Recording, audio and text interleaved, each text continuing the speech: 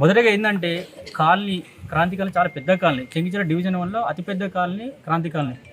అతి ఎక్కువ మున్సిపాలిటీకి ఫండ్ కట్టే కాలనీ కూడా క్రాంతి కాలనీ. ఎందుకంటే even property tax, water bills, electricity bills, whatever ఏదైనా కానీ పెద్ద మొత్తంలో ఫండ్ చెల్లించేది క్రాంతి కాలనీ ప్రజలే. కానీ ఇప్పటి వరకు కూడా క్రాంతి కాలనీలో అభివృద్ధి శూన్యం. గడిచిన 5 సంవత్సరాల లోపల, కార్పొరేటర్గా గెలిచిన 5 సంవత్సరాల లోపల ఇంతవరకు కూడా ఏ కాలనీ రోడ్డు కూడా డెవలప్ కాలేదు. ఒక్క రోడ్ అయిందండి, ఒకటే రోడ్ అయింది. ఎందుకంటే కార్పొరేటరు ఫార్చునర్ కారు ఉంది కదా, ఆ కారు ఖరాబ్ అవుతుందని చెప్పి ఇంటికి రోడ్ వేయించుకున్నాడు. డైరెక్ట్ అది కారు ఖరాబ్ అవుతుంది. ఆయన కారు కోసం రోడ్ వేయించుకుని తప్ప కాలనీ ప్రజల కోసం ఏనాడు కూడా ఆలోచించలేదు. ఇక్కడ నుంచి రోడ్ల పైన బండ్ల పైన వెళ్తుంటే ప్రెగ్నెంట్ లేడీస్ కానీ, చిన్నపిల్లలు కానీ, స్కూల్ వ్యాన్స్ కానీ వెళ్తుంటే బండ్లు స్టక్ అవుతున్నాయి, కింద పడుతుంది. చాలా మంది పడ్డారు. నిన్న రాత్రి కూడా evening 3 o'clock 4 o'clock bus school van దిగబడింది. జస్ట్ కింద పడే పరిస్థితి ఏర్పడితే పిల్లలు ఎంతో మంది ఇబ్బంది పడేది. అట్లాంటి సమస్యలు చాలా ఈ కాలంలో ఎదుర్కొంటా ఉన్నారు.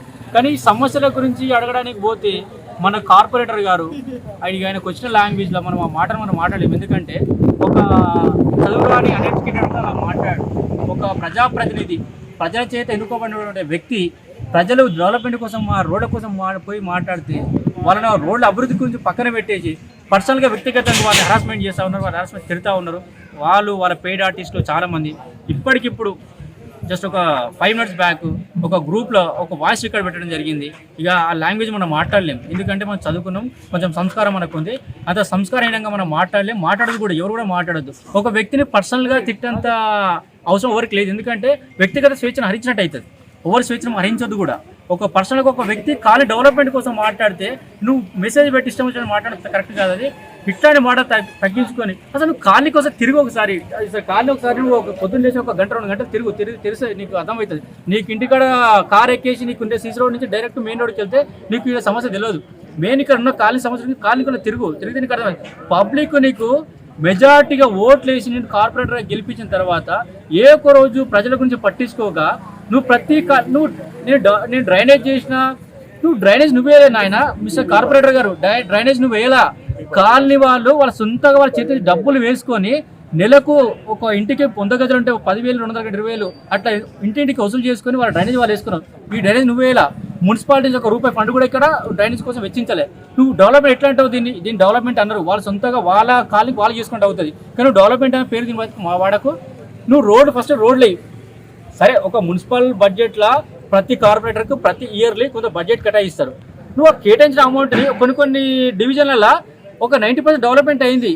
నువ్వు ఫండ్ని ట్రాన్స్ఫర్ చేసుకోవచ్చు కదా. నువ్వు కౌన్సిల్లో కొట్లాడి పలానా ఇళ్ళ ఇంటి నుంచి మళ్ళీ ఇంటి దాకా ₹1 కోటి డ్రైనేజ్కి అవసరం పడుతుంది, రోడ్డుకి అవసరం అయితే నువ్వు కౌన్సిల్లో కొట్టాడు దమ్ము లేక నువ్వు కాలి వాళ్ళ మీద దౌర్జన్యంగా తిరగబడే వాళ్ళతో మాట్లాడుతున్నావు అంటే నీకు ఎంత అడ్మినిస్ట్రేషన్ ఎంత పట్టుంది, ఎంత తెలియదు నాకు అర్థమవుతుంది. ఇట్లాంటి మాట తగ్గించుకొని నువ్వు అభివృద్ధి పైన కాన్సన్ట్రేట్ చేస్తే బాగుంటుంది. వచ్చే 6 నెలల లోపల ఈ కాలనీ డెవలప్మెంట్ చేయకపోతే ఖచ్చితంగా ఈ కాలనీ ప్రజలు నీకు చెప్పుతో కొట్టేటువంటి బుద్ధి చెప్తారు. జాగ్రత్త మిస్టర్ సంజయ్ గారు. మేము క్రాంతినగర్లో ఉంటున్నామండి. చెంగిచెర్ల క్రాంతినగర్. ఇది బోడుపల్ మున్సిపల్ కార్పొరేషన్ చెందింది. ఇక్కడ ఏ మాత్రం డెవలప్మెంట్ లేదండి. ఏమన్నా రోడ్లు అడిగితే వేస్తాం. ఎవరైతే ప్రశ్నిస్తారో వాళ్ళ మీద అసభ్యమైన తిట్లు, వాట్సాప్ మెసేజ్లు తిట్టి వాళ్ళని హరాస్ చేస్తున్నారు. నిన్న కూడా సేమ్ అయ్యింది. ఇందాక చెప్పినట్టు ఆ అబ్బాయిని ఫస్ట్ ఒక స్కూల్ బస్సు, ఇప్పుడు ఏదైతే లొకేషన్లో ఉన్నామో అక్కడ స్కూల్ బస్సు దిగబడింది. అందరు చిన్న పిల్లలు దిగుతున్నారు బస్సులో.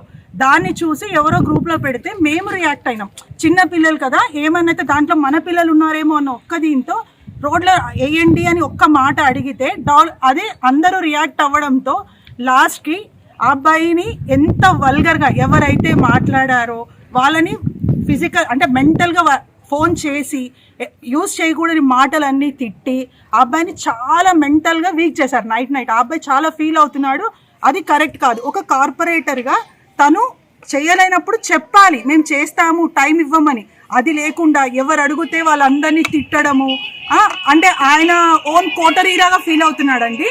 కానీ ఏమి డెవలప్మెంట్ గురించి అడిగినా, డ్రైనేజ్ అడిగితే మీరు వేయించుకోండి అంటే 75% కాంట్రిబ్యూషన్ మేము పెట్టి మా కాలనీలో డ్రైనేజెస్ డెవలప్ చేసుకున్నాం. అయినా కూడా ఇప్పటికీ కూడా రోడ్లు లేవు. మేము ఏ విలేజ్లో ఉన్నామా అనే ఫీలింగ్ వస్తుందండి. మేము ఎక్కడ ఒక విలేజ్లో ఉన్నామా, మారుమూల ప్రాంతంలో ఉన్నామా, సిటీలో ఉన్నామా అనే ఫీలింగ్ వస్తుంది మాకు. రోజు ఆ రోడ్ల మీద ట్రావెల్ చేసి కార్లు, బైకులు, ఈవెన్ మా నడుము నొప్పులు ఎంత సమస్యలు ఉన్నాయంటే అన్నీ ఉన్నా ఏ రోజు కూడా మా కార్పొరేటర్ అడ్రస్ చేయలేదు దీనివల్ల. కాబట్టి మేము ఈరోజు మిమ్మల్ని అందరినీ పిలిచి చెప్తున్నాం.